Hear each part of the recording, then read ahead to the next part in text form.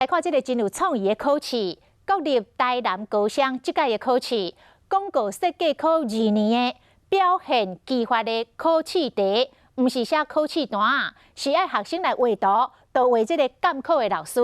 结果每一个学生拢画甲有够好的好，有袂少的老师拢讲，真想要去甲因监考。 逐张人物画拢真有特色，这拢是学生教的考试单。笔画出来，哈，一个笔画出来，好厉害！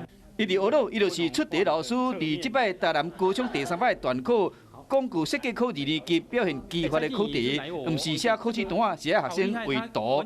以监考老师为主题，50分钟爱画一张古锥版的人物画，结果互老师真赞叹。让我们重新思考，我们在同学眼中的一种不同的面向。小孩子如果愿意给我的话，我想要留起来。 人家图一个笔，这个表情真诚，个学生的想法。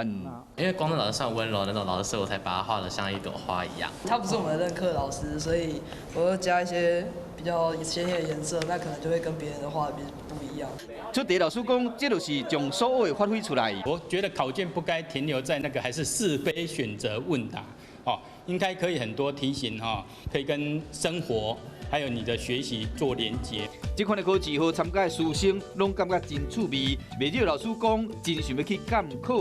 也有人讲，后届到广告设计科爱穿较水咧。这摆这项考试，学生是用画笔证明因的实力。